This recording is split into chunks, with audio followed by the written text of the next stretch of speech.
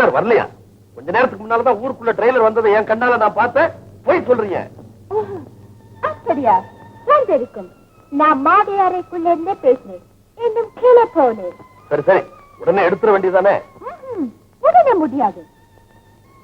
இன்னைக்கு ராத்திரி எடுத்துறேன்.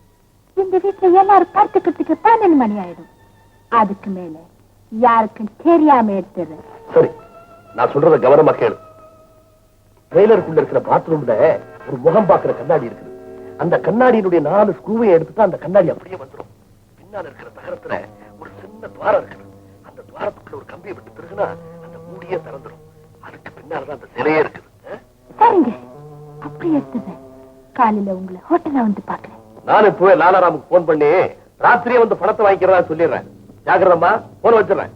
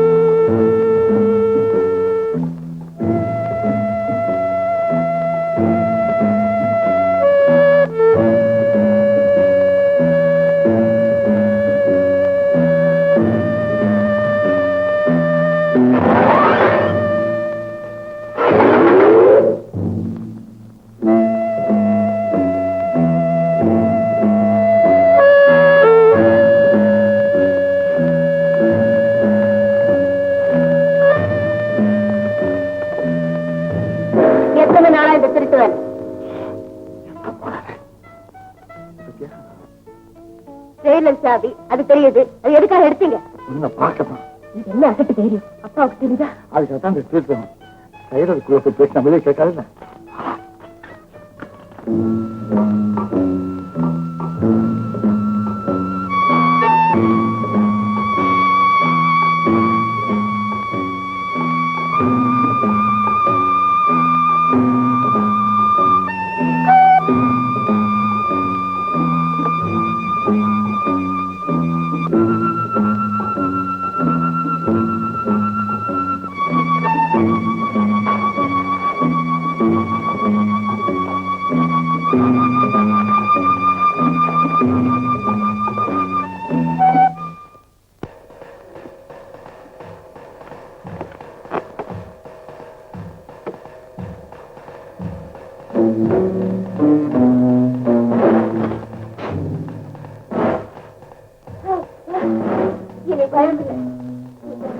நான் உங்களை பார்க்கணும்னு நினைச்சுக்கிட்டே இருந்தேன்.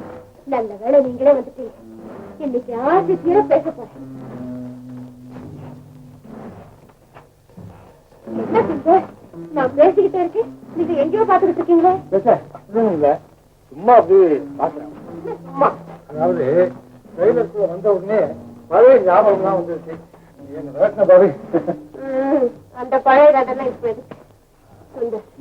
என்னால உங்களை பார்க்காம இருக்கவே முடியாது. அதனால தினம் இங்கேயே சந்திப்போம். என்னது எனக்கா? எனக்கு எதுக்கு? உங்க ஒருவன் தான் என் மனசுலயே பதிஞ்சிருக்கு. அப்புறம் எதுக்கு? தூங்கும்போது என்னையா பாத்துருக்கியா?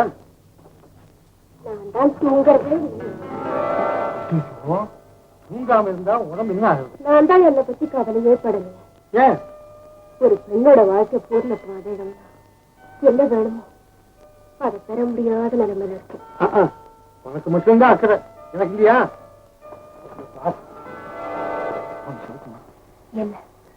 இந்த பொண்ணான மீனுக்கு கொத்து மேலத்தோட இந்த கையால தாலியை கட்டி கொத்து வச்சுவா வைக்க